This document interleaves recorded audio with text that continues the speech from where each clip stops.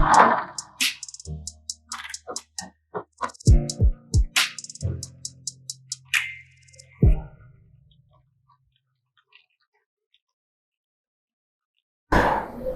मैं हूं प्रफुल्ल केदारे और आप देख रहे हैं एसएसटी मुक्तांगण, जहां व्यक्त होंगे मुक्त विचार मुक्त मन।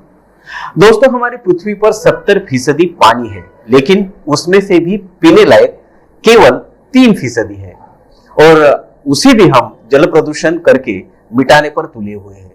लेकिन आने वाले समय में इस जल संकट को समझकर उसकी रोकथाम करने के लिए कुछ काम कर रहे हैं।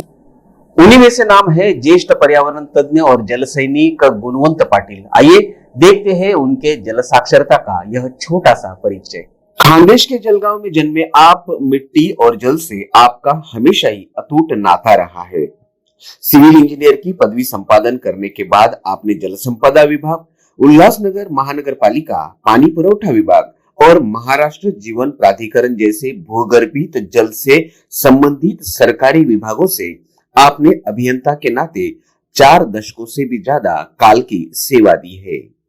जल की उत्पत्ति, जल का संवर्धन और सही उपयोग, यही आपकी चिकित्सा का केंद्र बिंदु रहा है। साल 2008 में निवृत्ति के पश्चात आज तक आप जल संपदा और जल संधारण के जन जागृति के लिए कार्यरत हैं।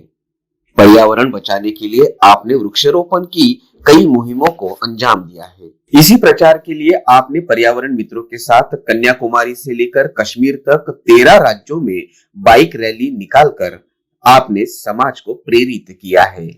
आप पानी बचाओ, रेन वाटर हार्वेस्टिंग, वृक्षारोपण, जल संधारण के तज्ञ माने जाते हैं। ऐतिहासिक महाड़ के जल तालाब का शुद्धिकरण का प्रयोग, अंबरनाथ में इलेक्ट्रॉनिक्स पानी के बिल सिस्टम, जैविक विविधता को बढ़ावा, रोटरी क्लब के माध्यम से समाज सेवा, प्लास्टिक बंदी पर कपड़े की थैली का पर्याय जैसे कई पर्यावरण हितकारक उपक्रमों से आपने अपनी पहचान बनाई है। आपके इस कार्य की प्रशंसा रोटरी क्लब और कई संस्थाओं द्वारा समाज रत्न, समाज भूषण, ठाणे वैभव, पर्यावरण लेखक आदि पुरस्कारों से आपको गौरवान्वित किया गया है। आपकी 70 साल की उम्र में भी कुदरत और जल को बचाने के लिए आपने किए हुए प्रयासों को एसएसटी महाविद्यालय का दिल से सलाम। जी हाँ, आज के हमारे एसएसटी मुक्तांगण के अतिथि वक्ता है गुणवंत पाटिल। तो दोस्तों, ये है जल सैनिक और ज्येष्ठ पर्यावरण विशेषज्ञ गुणवंत पाटिल जी। आइए हम जानते हैं उनसे कुदरत जो हमें देती है और हमें संभालती है, हमें जीने के लिए प्रेरित करती है, लेकिन हम कुदरत के साथ कैसे खिलवाड़ करते हैं और नए नए समस्याओं को निर्माण करते हैं, इस पर रोशनी डालेंगे और इस पर हमें मार्गदर्शन करने के लिए आज हमारे बीच में है पाटिल सर। सर, आपका बहुत बहुत स्वागत है एसएसटी मुक्तांगण में। मुझे बहुत खुशी हो रही कि एसएसटी कॉलेज के माध्यम से मुक्तांगण के कार्यक्रम द्वारा मैं आप लोगों के सामने आ रहा हूँ। पर्यावरण से जुड़ी हुई कुछ बातें, बहुत सी बातें हम जानते नहीं है और कुछ जानते हैं और अनजाने में उसके बारे में ज्यादा गहराई में सोचते नहीं और उसका खामियाना फिर हमको भुगतना पड़ता है। सबसे पहले मैं इस कॉलेज के, एसएसटी कॉलेज के जो चेयरमैन और प्रिंसिपल है डॉक्टर पुरस्वानी, जिन्होंने मुझे एक मौका लिया, वो खुद एक पर्यावरण प्रेमी है और पर्यावरण में गहरी रुचि रखते हैं और बहुत से प्रोजेक्ट उन्होंने किए हैं और बहुत करना चाहते हैं, बहुत कुछ करना चाहते हैं। और ये जो यंग जनरेशन है आपकी कॉलेज की, उनको इस पर्यावरण रक्षण के संकल्प से वो जुड़वाना चाहते हैं। ये बहुत उनका सराहनीय कदम है और उनके इस कदम के लिए उनको जो भी कुछ सहकार्य लगेगा या मार्गदर्शन लगेगा वो देने में मुझे बहुत खुशी हुई। तो सर, इंसान जो है अपनी तमाम उम्र रोटी कमाने में, रोटी खाने के लिए अपनी व्यतीत कर देता है, लेकिन उसे ये पता नहीं कि रोटी को पचाने के लिए अगर पानी न हो तो उसका कमाना भी व्यर्थ है, उसका रोटी खाना भी व्यर्थ है। फिर भी इस सच्चाई को हम अनजान क्यों बने हुए हैं कि जल प्रदूषण को मद्देनजर रखते हुए हम अपने ही पैरों पर कुल्हाड़ी मारने की कोशिश कर रहे हैं। आज हमारा देश टेक्नोलॉजी के बारे में हो या संस्कृति के बारे में अपडेट हो रहा है, साक्षर हो रहा है, शिक्षा के बारे में साक्षर हो रहा है, फिर जल साक्षरता अब तक क्यों नहीं आ रही है हमारे देश में? जल साक्षरता न आने का कारण ऐसा है कि मैंने अभी जिक्र किया कि कुछ बातें हम अच्छी तरह जानते हैं लेकिन जानकर भी अनजाने। हमें मालूम है कि हमारी बॉडी में सबसे ज्यादा परसेंटेज पानी का होता है, बिल्कुल, और पानी हमारी सेहत डिसाइड करता है। और पानी बहुत प्रेशियस है, इसलिए हम जो ओवर केयर लेते हैं पानी के बारे में, तो वो फिल्टर ही होना चाहिए, फिर वो आरओ से आने वाला चाहिए, फिर उसको अल्ट्रावायलेट रे की ट्रीटमेंट होनी चाहिए। यह सब हम जो ज्यादा सतर्कता है यही हमको हमारा बहुत बड़ा नुकसान कर रहे हैं। जो नेचुरल और कुदरती पानी जो होता है, जो कुछ आदिवासी लोग पीते हैं, कि जिसमें बहुत मिनरल्स है, ऑक्सीजन है, वो सेहत के लिए अच्छा रहता है। उल्टा हम आरओ का और मशीन से ट्रीट किया जो पानी पीते हैं, जिसमें उसका टीडीएस बहुत कम होता है, इसका मतलब वो पानी के मिनरल बहुत कम हो जाते हैं।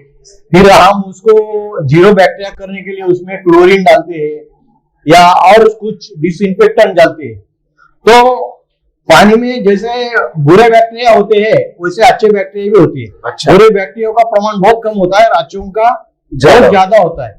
तो बुरों के साथ हम अच्छों को भी नष्ट करते हैं, और वो पानी का जो लाइवनेस है, जो जिंदा पानी हम बोलते हैं, हाँ, उसको हम डेड वाटर में कन्वर्ट देते हैं। वो पानी मृत हो जाता है और उसका टीडीएस कम होने की वजह से, मिनरल कम होने की वजह से हमारे शरीर में बहुत सी डिफिशियंसी क्रिएट होती है। उल्टा हमारी इम्यूनिटी भी कम होती है। फिर आपको कैल्शियम डिफिशियंसी है, magnesium deficiency, iron deficiency create इसलिए होती है कि पानी हमको हमारे दिमाग में अभी ये जो वाटर इंडस्ट्री है, वाटर ट्रीटिंग इंडस्ट्री है, इन्होंने हमारे दिमाग में घुसा दिया है कि जितना लो टीडीएस का पानी आप पियेंगे वो अच्छा है। और उल्टा है, आपको हाई टीडीएस कम से कम 500 टीडीएस तक का पानी जो है वो हमारी बॉडी उसको सह सकती है या बर्दाश्त कर सकती है। तो हमारे पुराने जो पूर्वज थे वो इससे भी ज्यादा हाई टीडीएस पानी पीते थे, लेकिन वो मिनरल के फॉर्म में होने की वजह से उनको उनके सेहत के लिए अच्छा था। वो लोगों की हेल्थ और हमारी हेल्थ की कंडीशन जो हम कंपेयर करेंगे तो ये सच्चाई हमारे सामने आएंगे कि पुराने जमाने के लोग जो पानी पीते थे कुदरती कुएं का, भले उस जमाने में प्रदूषण कम ही होता लेकिन वो नेचुरल पानी वो पीते थे, इसलिए उनकी सेहत अच्छी रहती थी और 100 साल तक वो आराम से जीते थे। सर, दूसरी बात यह है कि आज सारी समाज कहता है, देश कहता है कि कचरा कूड़ा जो है गंदगी है, लेकिन आप अपने व्याख्यानों के माध्यम से, आपके लिखान के माध्यम से कहते हैं कि कचरा सोना है। तो ये कैसे मुमकिन है? कचरा जो चीज है वो हमारे दिमाग की उपज है। अच्छा। कचरा नाम की कोई चीज ही नहीं एक्चुअली। आप कचरे की तरफ एक भंगार वाले की नजर से देखिए, उसमें लोहा है, वो काम का है। फिर आपका जो उसमें सब्जी है, फ्रूट स्किन वेस्ट है, वो सब अगर आप अच्छी तरह यूटिलाइज करेंगे तो उससे एक मल्टीपर्पज जो बायो एंजाइम हम बनाते हैं, जिसके मैं लोगों को प्रशिक्षण देता हूं कि उससे वो बायो एंजाइम अगर आप बनाएंगे उसमें गुड़ डाल के और उसका 90 डेज का उसका फर्मेंटेशन होता है, और वो फिल्टर करने के बाद वो एंजाइम आप यूज करते हैं तो फ्लोर क्लीनिंग के यूज कर सकते हैं, वेजिटेबल वॉश के लिए यूज कर सकते हैं, बाथ के लिए यूज कर सकते हैं, हेयर शैम्पू के लिए यूज कर सकते हैं, टॉयलेट क्लीनर करके, या जो आपकी फूलों की कारिया है उसमें अगर वो स्प्रे करेंगे आप तो अच्छी तरह उससे फूल आते हैं। तो इससे आपके कम से कम घर का जो किचन वेस्ट है वो यूटिलाइज करके आप 4 से 5 हजार रुपए आप घर के बचा सकते हैं, और घर का वातावरण भी उससे शुद्ध होता है। और यही पानी जब गटर और नाले के माध्यम से नदी में जाता है तो नदियां भी अपने आप शुद्ध होने लगती है। ये बहुत आसान तरीका है नदी शुद्ध करने का। और कचरा आप देखेंगे उसका जो अगर आप विलगीकरण करेंगे तो उसमें का जो प्लास्टिक है उसका भी रिसाइकलिंग करे यूटिलाइजेशन होता है, लोहा है वो भी भंगार में बेचा जाता है, और कपड़ा है उसका भी यूटिलाइजेशन होता है। फिर रद्दी पेपर है, जो पेपर निकलता है उसके भी आप बैग्स बना सकते हैं, या पैकिंग मटेरियल में। अरे हर एक चीज जो कचरे की है वो रिसाइकल करके या उसका ट्रांसफर करके इसका रीयूज कर सकते हैं। यहाँ तक कि आपके जो वेस्ट टायर है, तो टायर भी पानी के बांध बनाने में काम में आते हैं, या उसमें वो फूलों की कुंडी आप उसकी बना सकते हैं।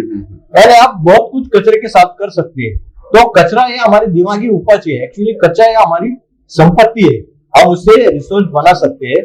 लेकिन हमारी सोच वैसी होनी चाहिए और माइंडसेट वैसा होना चाहिए पॉजिटिव, ये कचरा नहीं बल्कि हमारे लिए एक सोना है।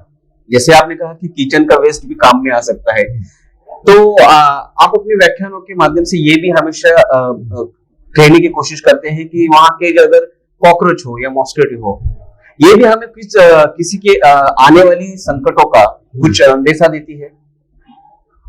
यस, क्योंकि ये जो किचन वेस्ट आपके इसमें रहता है, तो इसकी वजह से जो प्रदूषण होता है, तो ये प्रदूषण की तीव्रता कितनी है ये बताने के लिए आपके घर में मच्छर आते हैं, कॉकरोच आते हैं, मक्खी आती है, ये चूहे आते हैं। एक्चुअली ये जो 4 प्राणी है वो आपके दुश्मन नहीं बल्कि आपके दोस्त है। They are messengers, pollution messenger, कि आपके घर में इतना पोल्यूशन हुआ है उसको आप दूर करो, ये बताने के लिए हमारे पास वो आते हैं। और वो खुद जो आपका सड़ा हुआ कचरा बिचरा है वो कॉकरोच खाते हैं और आपको बीमारियों से बचाते हैं। मच्छर भी वही काम करते हैं कि आपको बताते हैं कि हवा में कितना प्रदूषण हो रहा है। अच्छा, वो अगर वो कम डिग्री का प्रदूषण होगा तो रात को आपके पास गुनगुनाएंगे, प्रदूषण ज्यादा हुआ है तो आप रात को आपको काटेंगे, और उससे भी ज्यादा प्रदूषण हुआ तो दिन को आपको काटेंगे। यानी प्रदूषण की तीव्रता वो आपको बताते हैं।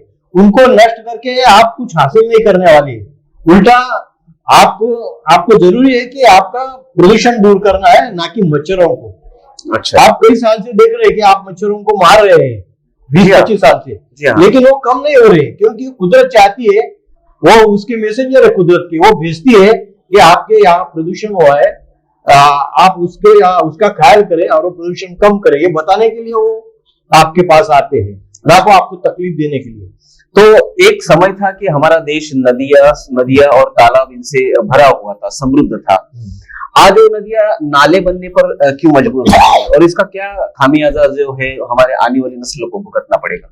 देखो, सुबह से हम जब उठते हैं तो हमारा टूथपेस्ट से लेके साबुन है, बालों का शैम्पू है, नहाने का साबुन है, और कितनी चीजें हम जो फोम बेस है, यानी वो जिसको झाग आती है वो यूज करते हैं, और उसमें ऐसे इतने खतरनाक कैंसरोजेनिक यानी कैंसर जैसी बीमारी फैलाने वाले केमिकल्स उसमें रहते हैं। वही पानी आपका गटर में जाता है, गटर से नाले, नाले से नदी में जाता है। बाद में फिर फैक्ट्रियों का भी जो पानी है वो भी पूरी ट्रीटमेंट वो नहीं करते हैं, क्योंकि वो बहुत खर्चीला काम है, इसलिए फैक्ट्रियां भी वो पानी वैसा ही छोड़ देती है। और इसके कारण नदियां हमारी बहुत प्रदूषण हुई है। और नदी जो एक चीज ऐसी है कि उसको सेल्फ प्यूरिफिकेशन पावर है, यानी उसकी स्वयं शुद्धिकरण क्षमता होती है। उसमें जो वालू है, सैंड है, रेत है, फिर उसमें जो सीप है, शिंपला जिसको बोलते हैं, मोती जिससे बनता है वो है, उसमें मेंढक है, कछुए है, मछली है, ये, और वो नदी के किनारे जो पेड़ है, या नदी में जो वाटर हाइसिंथ आता है, जलपर्णी आती है, वो ये पूरी जो सिस्टम है वो नदी शुद्ध करने का काम करती है।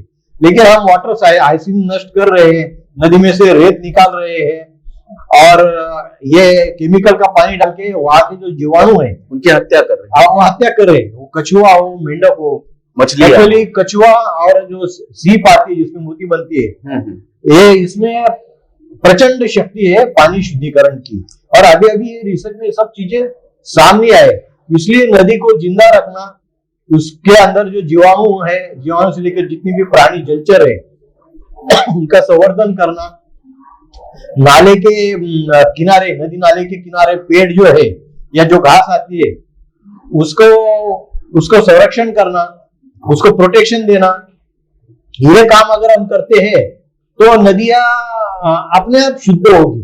उल्टा हम उसके किनारे बांधकाम करके, कंस्ट्रक्शन करके वो नदी का गटर बना रहे हैं। और इसका खामियाना हम ये भोग रहे हैं कि ये जो पोल्यूटेड वाटर है जमीन में जा रहा है, जमीन से जाके आपकी बोरवेल है, कुएं में जा रहा है, वो आपके पीने के माध्यम से आपके शरीर में जा रहा है। क्योंकि अभी जो हमारी वाटर ट्रीटमेंट सिस्टम है उसमें पानी के अंदर जो विषारी धातु, जड़ धातु हम बोलते हैं, हेवी मेटल्स है, वो शुद्ध करने की क्षमता नहीं है। वो वैसे हमारे पेट में जाते हैं और इसलिए हमारी इम्यूनिटी कम होती है। फिर दूसरा, यही पानी हम खेतों में, बागों में फल और अनाज उपजने के लिए यूज करते हैं। तो वो अनाज और फूल और फलों में भी उतरता है और वही हम कंज्यूम करने के बाद हमारे बॉडी में जाता है। तो हमारा शरीर अभी पूरा टॉक्सिफाई हो चुका है, यानी जहरीला हो चुका है, और उसी के कारण हवा भी अशुद्ध हुई है। आज जो हम कोरोना का जो आउटब्रेक देख रहे हैं, जो विषाणु जिसको वायरस बोलते हैं, वो वायरस तभी पैदा होता है कि हवा का जो प्रदूषण है वो एक मर्यादा के पार जब चला जाता है, तब ये विषाणु, पहले वो जंगल में प्राणियों के शरीर में रहते थे, लेकिन वहां भी अभी जंगल नष्ट हो गए, तो ह्यूमन बॉडी यानी इंसान के शरीर का उन्होंने सहारा लिया है, वहां वो पनप रहे और हम कोरोना की शिकार हो रहे हैं। अगर आप नोटिस करेंगे कि ये कोरोना यूरोपियन कंट्रीज में ज्यादा है, हमारे देश में नहीं है, क्योंकि हमारे देश में आज भी जो वन संपत्ति है, जो वृक्षों की संख्या है, जो जैव विविधता है, इतनी यूरोप कंट्रीज में नहीं है। वहां भले उनका लिविंग स्टैंडर्ड अच्छा हो, रहन सहन अच्छा हो, क्लीनलीनेस हो, जिसके बावजूद भी कोरोना के पेशेंट उधर ज्यादा है, हमारे देश में वो नहीं है, क्योंकि हमारे जो नैसर्गिक जल संसाधन है वो बहुत अच्छे है, और इसी कारण भारत में जो कोरोना जो है उसका प्रभाव कम रहा और कंट्रोल, उसके ऊपर नियंत्रण भी हम जल्दी। आपने अभी जैविक विविधता का जिक्र किया है, ये संकल्पना आज भी समाज में जितनी चाहिए उतनी प्रभावित नहीं, प्रसारित नहीं हो रही है।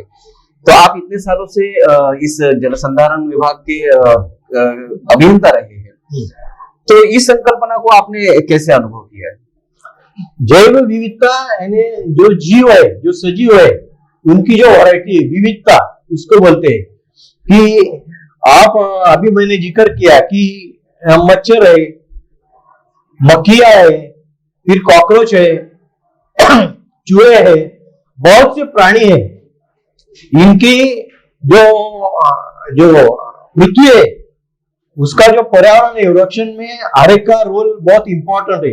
ये सब प्राणियों का जिंदा रहना बहुत जरूरी है, इनकी वैरायटी जितनी भी है। आज आप देखेंगे कि पहले एक जमाने गिद्धड़ आते थे, वो मरे हुए प्राणी और इंसानों की जो सड़ा गला हुआ मांस है वो खाते थे और प्रदूषण का रक्षक करते थे। सुअर गलियों में घूमते थे, वो जो वेस्ट है, ह्यूमन एक्सीटा है, वो खाते थे और वो क्लीनलीनेस मेंटेन करते थे। तो पक्षी है, फिर जलचर का भी मैंने उल्लेख किया, वो है, अलग अलग टाइप की वनस्पति है, कि बहुत सी प्रजातियां अभी लुप्त हो चुकी है। तो इनका उत्पादन या वो दोबारा वो उगाना हमारी नैतिक जिम्मेदारी बन गई। और जब जैसे हम प्रदूषण कंट्रोल करेंगे या उसको स्वीकृत मर्यादा में लाएंगे, तो ये प्रजातियां फिर से दोबारा वो उभर सकती है, आ सकती है, और ये मैंने अनुभव किया है। सर, आप कहते हैं कि हमारे जल हो या हमारी मिट्टी हो, इंसान के स्वभाव दर्शाती है, वो किस तरह से? अभी मैंने आपको जिक्र किया कि पानी और मिट्टी में ये जो हेवी मेटल्स रहते हैं, नाइट्रेट्स रहते हैं, तो पानी के माध्यम से वो शरीर में जाते हैं, और जैसा पानी आप पिएंगे वैसा ही आपका स्वभाव बनता है। पुराने जमाने हमारे ये आज भी कुछ कहावत है कि तेरे में कितना पानी है, ये घाट घाट का पानी पिया है। तो पानी आपका स्वभाव दर्शाता है। आप मराठवाड़ा के लोग जाएंगे, वो संतों की भूमि किया जाता है। या सातारा कोल्हापुर साइड जाएंगे, वहां पत्थर है, वो सब मिनरल जो है वो पानी में उतरते हैं, इसीलिए वो लोग ज्यादा फाइटर थे। शिवाजी महाराज के जो मावड़े थे, वॉरियर्स, वो बहुत शक्तिशाली। आज भी मिलिट्री में आप देखेंगे तो सातारा साइड के लोग ज्यादा होते हैं। वैसे ही तापी का काट जो है वहां बहुत उपजाऊ अलग टाइप की जमीन है, उसके मिनरल पे, इसलिए बहुत खानदेश के लोग बुद्धिमान है। ज्यादातर टीचर महाराष्ट्र में सब खानदेश के, मैं भी खानदेश का हूँ। बिल्कुल। तो उनका दिमाग बहुत तेज चलता है। मराठवाड़ा के लोग बहुत शांत है और संत प्रवृत्ति के हैं। अभी आजकल ये डिफ्रेंसिएशन बहुत कम हुआ है, क्योंकि हम जो बिस्लरी का पानी पी रहे हैं कि जिसमें बिस्मिनॉल जो प्लास्टिक में है वो पानी में उतरता है, हमारी बॉडी में जाता है और हमारा हार्मोनल सिक्रेशन जो है एडवर्सली अफेक्ट करता है, ऑटोमेटिकली बनाता है। अच्छा, हाँ, और अभी हम सब इसलिए बहुत हिंसक हो गए, सभी अब वो पानी पी के अभी बदमाश हो गए। हमारी जो संत प्रवृत्ति है वो कम हो गई। उसका कारण ये प्लास्टिक की बोतल का जो पानी हम पी रहे हैं वो सेहत के लिए अच्छा नहीं है, और ये जागतिक आरोग्य संगठन ने भी डिक्लेयर किया है। लेकिन हमको जो बुरी आदतें है वो हम जल्दी पकड़ लेते हैं और अच्छी आदतें सर, आपने गई 12-13 वर्षों से उल्लासनगर हो या आसपास के उपनगर हो, वहां पर बायो सैनिटाइजर जो चिप्स और उनका जो प्रयोग किया हुआ है, तो इसका क्या असर, क्या अनुभव आपको देखने को मिला है?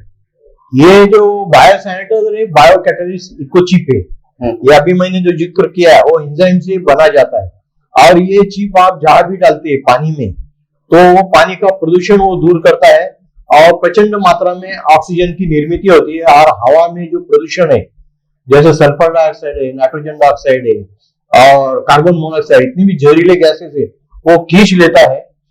और ये प्रोसेस के लिए हीट लगती है, तो वो हीट भी वो हवा से और पानी से एब्सॉर्ब करने से ग्लोबल वार्मिंग भी वो रोकने में कामयाब होता है। और बहुत से तालाब है, नदियां हैं, फिर आपके बोरवेल है, ओपन वेल है, यहाँ मैंने इसका प्रयोग किया है तो मुझे बहुत अच्छे रिजल्ट मिले, और वो पानी जैविक रीत्या शुद्ध किया पानी सेहत के लिए बहुत ही अच्छा साबित हुआ है। वो पानी पीकर बहुत लोगों की सेहत इंप्रूव हुई है। वही पानी अगर हम खेती में देते हैं तो वहां भी उपज अच्छी आती है, और जो सेंद्रीय खेती का जो अनुभव है आप उसको ले पाते हैं। वही बायोचिप अगर आप डीजल है, पेट्रोल है, और उस पे चलने वाले जितने भी वाहन है उसमें डालते हैं तो वाहनों का प्रदूषण कम हो जाता है, उनका एवरेज भी अच्छा, परमात्मन भी होता है। और बहुत यहाँ तक कूड़ा कचरे का जो ये है व्यवस्थापन, उसमें भी वो बहुत अच्छी तरह काम आती है। उसका ट्रीट किया हुआ पानी, उसका कंपोस्टिंग भी पास होता है, और सही माने में पर्यावरण का रक्षण करने में वो बायोसैनिटाइजर इकोचिप बहुत अच्छी साबित हुई है। तो इसी के माध्यम से आपने बदलापुर के MIDC के नाले हो या ऐतिहासिक महाड़ का जो 14 तालाब है, उसका शुद्धिकरण करने का भी एक यशस्वी प्रयास करके आपने दिखाया है, तो उसके बारे में थोड़ा विस्तृत से बताइए। बदलापुर का जो MIDC के पास एक नाला जाता है तो उसमें काफी मात्रा में प्रदूषण था, तो वहां हमने पत्थर के ऐसे बांध बना के, जिसको हम जैविक बांध बनाते हैं, और उसमें ये बायो कैटलिस्ट इकोचिप डाले, और इसके थ्रू जब नाले का पानी गया तो उसके COD BOD लेवल और पानी में से हेवी मेटल्स बहुत मात्रा में कम हुए, और MPC के लोगों ने इनका टेस्टिंग किया तो उनको बहुत अच्छे रिजल्ट उनको वहां मिले। वैसा ही महाड़ का जो तालाब था 2014 में हमने उसको ये बायो ट्रीटमेंट दिया, तो वो पानी बहुत गंदा हो गया था, उसकी बदबू आ रही थी, और पानी के ऊपर जलपर्णी वगैरह हो गए थे, मछलियां मर रही थी।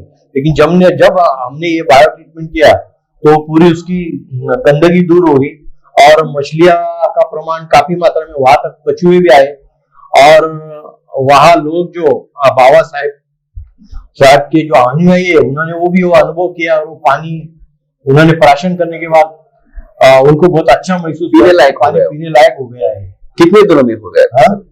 वो कम से कम उसको 1-2 महीने का हमने वो ट्रीटमेंट करने के बाद वो पानी बहुत क्लियर हो गया। अच्छा, तो भविष्य में जल प्रदूषण हो या पानी की किल्लत हो, इसे रोकने के लिए हमें क्या करना होगा सर? इसे रोकने के लिए हमको पहली ये काम करना चाहिए कि बारिश बहुत हो रही है, फ्लड आ रहे हैं, हम डूब रहे हैं, गलियों में से पानी जा रहा है, तो इतना अगर हेवी रेन होता है उधर हमको दे रही है, तो वो तो भी प्रदूषण हवा में से आता है, तो उसको हमको जैविक शुद्धिकरण करके हम उसका वर्षा अगर जल संचयन करके, हमारी बोरवेल है, कुएं है, इसमें अगर हम उसका संचयन करते हैं तो ये जो हमारे पानी के उद्भव है ये सब रिचार्ज हो जाएंगे और बहुत मात्रा में हमको पानी वहां से उपलब्ध होगा। और हमको अभी वाटर सप्लाई की जो स्कीम है, पानी कोटा की योजना है, उसके ऊपर ज्यादा डिपेंड होके चलने वाला नहीं है। क्योंकि इस आप तरह से बड़े शहरों में देखा कि जिस तरह से जनसंख्या बढ़ रही है, तो पानी के स्रोत भी तो कम होते हैं। बराबर है, तो उस पर निर्भर रह के हम चल नहीं सकते। क्योंकि आज बड़े बड़े शहरों में आप देखेंगे 4-4, 5-5 दिन, 8-8 दिन के बाद पानी आता है। और शहरों में कंस्ट्रक्शन बहुत बढ़ रहा है, वर्टिकल डेवलपमेंट बहुत हो रही है, तो इसलिए सोसाइटी हो या कोई भी निवासी संकुल हो, उनको अपना खुद का पानी का जो उद्भव है वो बनाना पड़ेगा। उनका जो वेस्ट वाटर है वो रिसाइकल करके दोबारा यूज करना पड़ेगा, तभी हम इस पानी समस्या से जूझ पाएंगे। तो हमें तो पता चल रहा है कि आगे बहुत बड़ा संकट आने वाला है, जल संकट। तो फिर भी रेन वाटर हार्वेस्टिंग जैसे जो प्रयोग है, आज भी समाज हो या सरकार हो उतनी गंभीरता से क्यों नहीं ले रहा है? इसका कारण है कि लोग पानी को गृहित करते हैं कि पानी है, कहा जाएगा, गवर्नमेंट हमको इधर से उधर से, रेलवे से, कहां से लाके देगी। लेकिन गवर्नमेंट को भी लिमिटेशन है, जब तक लोग उनको साथ नहीं देते हैं।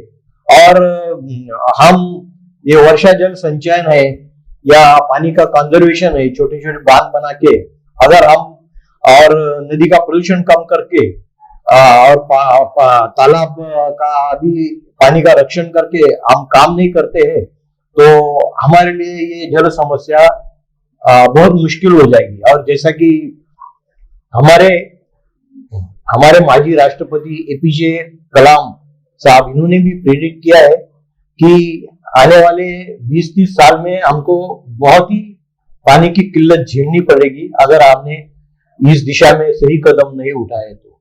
इतना ये पानी की समस्या गंभीर है। सर, आपने रेन वाटर हार्वेस्टिंग का जो प्रयोग है, तो आपने अंबरनाथ व आसपास के शहरों में भी काफी अच्छी तरीके से समझाने की कोशिश की है आपके रोटरी क्लब के माध्यम से। तो आपके रोटरी के सहयोगी भी है, अंबरनाथ के नगराध्यक्ष भी रह चुके हैं, और एक राजनीतिक इंसान होने के बावजूद कला, साहित्य, संस्कृति और पर्यावरण, इनसे स्नेह जिनका है, हमारे सुनील चौधरी जी, उन्होंने आपके लिए एक अपनी भावना व्यक्त की है, वो देखते हैं। अंबरनाथ शहरातील गुणवंत पाटील आमचे सहकारी, रोटरीचे सदस्य, त्याचबरोबर जलमित्र पर्यावरणचे पुरस्कर्ते यांनी अंबरनाथ शहरामध्ये नव्हे तर महाराष्ट्रभर, भारतभर अनेक पर्यावरणपर उपक्रम राबवले। त्यांचे ते तज्ञ असून अनेक ठिकाणी ते सल्ला देण्याचं काम करतात। त्यांनी रोटरीच्या माध्यमातून, नगरपालिकेच्या माध्यमातून, ते उच्च शिक्षित असल्यामुळे, एक्झिक्युटिव्ह इंजिनियर, एनजीपीत असल्यामुळे त्यांनी त्यांचा अभ्यासाचा आणि त्यांचा यावर त्यांनी जो रिसर्च केलाय त्याचा फायदा पूर्ण महाराष्ट्रभरातील नगरपालिका, महानगरपालिका यांच्यावरती, यांच्या क्षेत्रातील नाले, बोरवेल्स, विहिरी आणि पर्यावरणासाठी यांचं पाणी शुद्धीकरणाचं, सॅनिटाईजचं काम त्यांनी केलेलं आहे। त्यामुळे आदर्श असं हे व्यक्तिमत्व असून आम्हाला त्यांचा अंबरनाथकरांना नव्हेच तर आमचे जळगावचे रहिवासी असून जळगावकरांना, पूर्ण खानदेशवासियांना त्यांचा अभिमान वाटतो। आणि रोटरीचे अतिशय क्रियाशील सदस्य आहेत, आदर्श असा परिवार आहे, त्यांचा आम्हाला अतिशय अभिमान वाटतो। धन्यवाद चौधरी जी, आपने मेरे कार्य का परामर्श लिया। इसलिए सर, आपने जैसे कहा कि कलाम साहब ने भी यही अभी संभावना व्यक्त की है, आपने भी कहा कि अंबरनाथ हो या उल्लासनगर में हो, आने वाले 5 सालों में हमें पानी पीने को भी नहीं मिलेगा, कहीं और से एक्सपोर्ट करना पड़ेगा, इंपोर्ट करना पड़ेगा। तो मैं ये पूछना चाहता हूं कि अगर ये जल संधारण हो, ये जल संपत्ति हो, इसे अगर टिकाना है, हमें जीवित रखना है, तो सर्वसाधारण इंसान को क्या करना होगा? क्योंकि राष्ट्र निर्माण जो होता है, राष्ट्र की बात हमारे घर से शुरू करनी पड़ती है उसके लिए। तो हमारी नैतिक और हमारी जिम्मेदारी क्या होनी चाहिए? जिम्मेदारी यही होनी चाहिए कि पानी का हर एक बूंद हमारे लिए कीमती है। आज हमको वो बहुत सहज प्राप्त है, इसका मतलब हम उसका मोल कम नहीं समझना चाहिए। बोले बारिश का पानी है, उसका हमको संग्रहण करना है। वो जहां जमा होता है, जिस नदी में या तालाब में जमा होते हैं, उसका प्रदूषण हम कैसे रोक सकते हैं, यह हमको देखना है। और वो अधिक प्रदूषण नहीं होए, इसकी जिम्मेदारी हमारी है। और उसके शुद्धिकरण के लिए हम हमारे लेवल पे भी बहुत कुछ कर सकते हैं कि जो रसायन से भरे पड़े ऐसे जो सैनिटाइजर्स है, फिर जो हम घर में यूज कर रहे हैं, उसकी बजाय अगर हम मल्टीपर्पज बायो एंजाइम यूज करते हैं तो हमारे घर में भी स्वच्छता होगी। जो वेस्ट वाटर नदी नाले में जा रहा है वो भी शुद्ध जाएगा और नदियां अपने आप शुद्ध होगी। नदी के किनारे हम जो कुछ कंस्ट्रक्शन कर रहे हैं, अतिक्रमण कर रहे हैं, उसकी तरफ हमको ध्यान देना होगा और वो नहीं बढ़े, इसके लिए हमको सतर्क रहना होगा। क्योंकि ये जो बांधकाम है आपका नदी किनारे या नाली के किनारे, वो उसको गटर बना रहा है, उसकी जो स्वयं शुद्धिकरण क्षमता है उसको वो कम कर रहा है। तो इसके लिए हमें बहुत सतर्क रहना पड़ेगा। नदी के किनारे हमको पेड़ लगाने हैं, जैसा ड्रमस्टिक है, फिर अडूसा है, ऐसी बहुत सी जो वनस्पति है कि जो पानी का शुद्धिकरण करते हैं। हम इधर उधर बहुत जगह प्लांटेशन करते हैं और जो हम उसकी बाद में रख रखाव में कार्य न कर पाने की वजह से वो फैल जाता है। लेकिन नदी किनारे आप जितने भी वृक्ष लगाएंगे तो आपको जिंदा ही मिलने वाले हैं और वो पानी का भी शुद्धिकरण करेंगे और आपको उसकी लगाने के बाद में ज्यादा रख रखाव करने की कोई जरूरत नहीं है। सर, जैसे कि आपने कहा कि अभी कोरोना में हमने सैनिटाइजर यूज किए बहुत सारे, तो उसमें भी कई सारे केमिकल्स होते हैं, तो एक बीमारी से बचने के लिए हमें दूसरी बीमारी का या दूसरे केमिकल्स का आधार लेना पड़ता है। तो आप जो नैसर्गिक साधन संपत्ति से निर्माण होने वाले साबुन हो या सैनिटाइजर हो या तेल हो, इसका भी प्रचार प्रसार करते हो, तो यहाँ पर एक कोई ऐसा एंजाइम का आप यहाँ पर हमारे प्रदर्शन कर सकते हैं या मार्गदर्शन कर सकते हैं उसके बारे में, जो फल फ्रूट या हमारे नैसर्गिक साधन संपत्ति से निर्माण होता हो? ये देखा, ये केले के छिलके से बनाया हुआ एंजाइम है। इसकी आप खुशबू भी देखेंगे। अच्छा, कितनी अच्छी तरह इसको खुशबू आती है और हाथ भी ये साफ होता है इससे। अच्छा, ये आप फ्लोर क्लीन के यूज कर सकते हैं, इससे आप बात ले सकते हैं। अच्छा, आप बालों को शैम्पू लगा सकते हैं, ये ड्राई हैंड वॉश के लिए यूज कर सकते हैं। तो ये किस तरह से बनाया जा सकता है? ये बनाने को सिर्फ 10 रुपए खर्चा आता है। अच्छा, एक 2 लीटर की बोतल में आपको 1 लीटर पानी डालना है, हाँ, 100 ग्राम गुड़ डालना है और 300 ग्राम आपको फल या सब्जी उसके छिलके इसमें डालने के हैं। और वो 2 लीटर की प्लास्टिक की बोतल में 1 लीटर पानी की बोतल में डालने के बाद उसको ढक्कन टाइट करने का है उसको। और 1 महीने तक उसको आपको स्लोली ऐसा उसमें से गैस निकालना है, ज्यादा नहीं निकालने का है। ये 1 महीने तक आपको रोज या अल्टरनेटली करना है। 1 महीना होने के बाद उसको सील करना है आपको, 2 महीना रख के, ऐसा टोटल 90 दिन के बाद वो बायो एंजाइम जो है फर्मेंटेशन होके तैयार हो जाता है। उसको आपको फिल्टर करना है, छानना है और ये ऐसे बोतल में आप रखना है। ये आपको आप यूज कर सकते हैं। This is the best hand wash, this is the best sanitiser. अच्छा, ऑल पर्पज है ये घर में आप इसका फ्लोर क्लीन करेंगे तो आपके यहाँ जो मच्छर है, मक्खियां है, कॉकरोच है, तो महज 10 रुपए में ये तैयार होता है? ये 10 रुपए का होता है क्योंकि 100 ग्राम गुड़ की कॉस्ट है। पानी तो आप और ना ही कोई साइड इफेक्ट्स? इसके कोई साइड इफेक्ट नहीं। ओके, ये नाले में जाए आपका तो नदी अपने आप क्लीन हो जाएगी। सर, रेन वाटर हार्वेस्टिंग की शुरुआत आपने खुद के सोसाइटी से की है, तो आपके सोसाइटी के चेयरमैन है कारकिले साहब, उन्होंने इससे क्या फायदा हुआ, ये हमारे न्यूज की टीम जब गई थी वहां पर, तो वहां पर उन्होंने अपनी प्रतिक्रिया दी थी, वो देखते हैं। तर तुमच्या या गृहसंकुलामध्ये रेन वॉटर हार्वेस्टिंगचा जो प्रकल्प राबवण्यात आला आहे, पर्यावरण तज्ञ जे आहेत पाटील साहेब त्यांच्या पुढाकाराने, तर याचा आपल्या सोसायटीला काय फायदा झालाय आणि किती वर्षापासून हा प्रकल्प तुम्ही राबवताय? हे जे रेन वॉटर हार्वेस्टिंग पाटील साहेबांच्या याच्या खाली मार्गदर्शनाखाली आम्ही जे केलं होतं, त्याचा आम्हाला निश्चितच MSEBच्या पॉवर बिल मध्ये 50% कपात झाली। त्याच्यामुळे जमिनीचा जो पाण्याचा लेवल आहे ती वरती आल्यामुळे आम्हाला सोसायटीला त्याचा खूपच फायदा झाला। आणि दुसरा प्रश्न, अजून एक आम्हाला त्याच्यामध्ये फायदा झाला रेन वॉटर हार्वेस्टिंग मुळे पाण्याची शुद्धता जी आहे त्याचं जे स्वच्छ पाणी आम्हाला प्यायला मिळायला लागलं. आजूबाजूचं आम्ही जे नगरपालिकेचं जे पाणी पितो त्या पद्धतीचं आम्हाला पाणी आम्हाला बोरवेलचं पाण्याचं सोसायटीला मिळत आहे आणि ते पिण्यालायक आहे सगळ्यात महत्वाचं. आणि आम्हाला कुठल्या अमरनाथ मध्ये इतर सोसायट्यामध्ये कदाचित पाण्याचे प्रॉब्लेम असतील पण आमच्या सोसायटीमध्ये पिण्याचं पाणी आणि बोरवेलचं पाणी हे 24 तास असतं आमच्याकडे सध्या तरी. धन्यवाद कारकिले जी।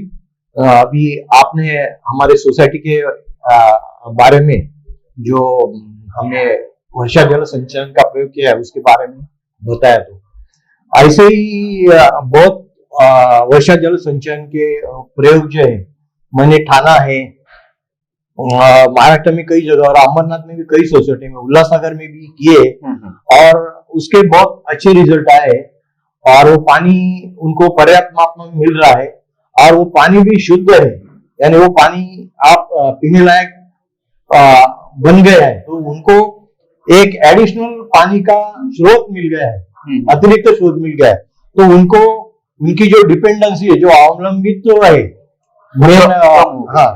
म्यूनिसिपल का वाटर के ऊपर का, वो कम हो गया है।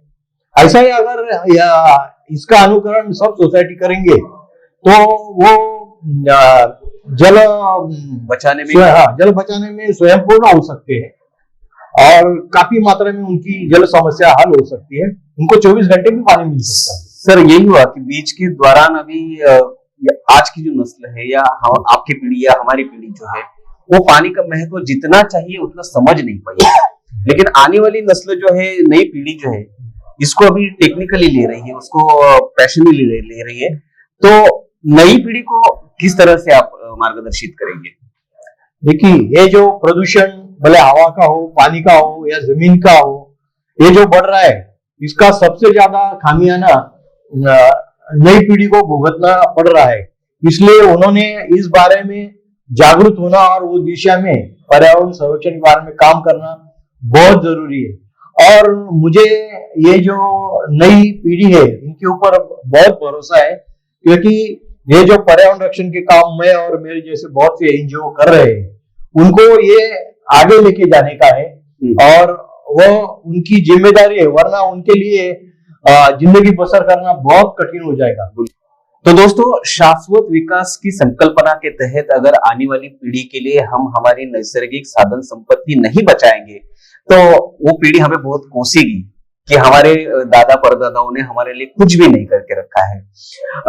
हमारा कॉलेज भी सर आपको भी याद होगा, हमारे कई एनएसएस के कैंप में आए हुए आप मार्गदर्शन किया हुआ है और कोरोना के काल में आपसे आपके मार्गदर्शन में हमने कई प्लान्स ऐसे तैयार करके रखे भी है कि जो हमारा नेचर क्लब हो, एसएसटी महाविद्यालय का डीएलएल डिपार्टमेंट हो या एनएसएस हो, इसके माध्यम से अब हम पर्यावरण के प्रति और आस्था दिखाते हुए आपके मार्गदर्शन में और कई सेल जो है हमारे, जो पानी बचाओ हो या वृक्षदिंडी हो, वृक्षदिंडी तो हमारी हर साल निकलती है और कई माध्यम से, कई उपक्रमों के माध्यम से हम पर्यावरण बचाने के लिए कोशिश करते हैं। और जल्द ही अभी कोरोना खत्म हो रहे तो हमारे बाकी के सेल भी है वो आपके मार्गदर्शन में एक्टिव होने वाले हैं। तो मैं चाहूंगा कि दर्शकों को आप बताइए कि हम एसएसटी महाविद्यालय के साथ में आगे चलकर किस तरह से हमारी परिक्रमा रहेगी। पर्यावरण रक्षण के जितने भी हमारे प्रोग्राम है, रेन वाटर हार्वेस्टिंग हो, फिर घन कचरे का व्यवस्थापन हो या जल शुद्धिकरण हो, पानी के अलग अलग स्रोत डेवलप करने का काम हो, जो मैं या Amarnath rotary club Amarnath north का एक्स प्रेसिडेंट रह चुका हूँ और वो क्लब में हमने बहुत से ऐसे प्रकल्प जो कार्यान्वित किए हैं। आज भी हमारा क्लब ये पर्यावरण स्नेही प्रकल्प जो है वो बनाने में बहुत लीडिंग है और उसको प्राधान्य देता है। तो वैसे ही प्रकल्प मैं आपके एसएसटी कॉलेज के कुछ स्टूडेंट्स है, उनके अलग अलग सेल ये अलग अलग प्रोग्राम पे बना के हम ये आगे लेके जाएंगे और ये नई पीढ़ी को इसकी तालीम देंगे, ताकि ये जो पर्यावरण रक्षण का काम है या जल संवर्धन का काम है ये आगे भी पीढ़ी दर पीढ़ी चलता रहेगा। Because this is endless job, इसका कोई अंत नहीं है। जब तक इंसान जिंदा है उसको ये करना ही पड़ेगा। जी हाँ, जब तक इंसान जिंदा है, जिंदा रहने के लिए पानी जिंदा होना बहुत जरूरी है, और पानी जीवित रखने के लिए हमें बहुत सारी मेहनत करनी होगी। सब समाज को, विचारधाराओं को एक होकर इसके लिए हमें कदम उठाने होंगे। यह एक एंडलेस सब्जेक्ट है, और हमें अगर हमारा कल बचाना है तो उसके लिए आज हमारा जल बचाना होगा। और उसके लिए हमें क्या करना है, हम सर के साथ में, एसएसटी महाविद्यालय के साथ में समाज के लिए विभिन्न हिस्सों में काम करेंगे। आने वाले दिनों में वो उसके असर भी आपको नजर आएंगे। सर, आपका मैं बहुत बहुत शुक्रिया अदा करता हूं कि आप यहाँ पर आए और अपने अमूल्य विचार हमारे समक्ष रखे। बहुत बहुत धन्यवाद सर। तो जी हाँ दोस्तों, आने वाले समय में एसएसटी महाविद्यालय का नेचर क्लब हो, डीएलएलई डिपार्टमेंट हो, एनएसएस हो, एनसीसी हो या कल्चरल डिपार्टमेंट हो, किसी भी माध्यम से हम निसर्ग को बचाने के लिए जो हो सके अनेक उपक्रमों के माध्यम से प्रयास करते रहेंगे। जी हाँ, आज थे हमारे बीच में गुणवंत पाटिल। ऐसे ही समाज में काम करने वाले कुछ व्यक्तियों को हम आपसे परिचित कराते रहेंगे। आप देखते रहिए एसएसटी मुक्तांगण।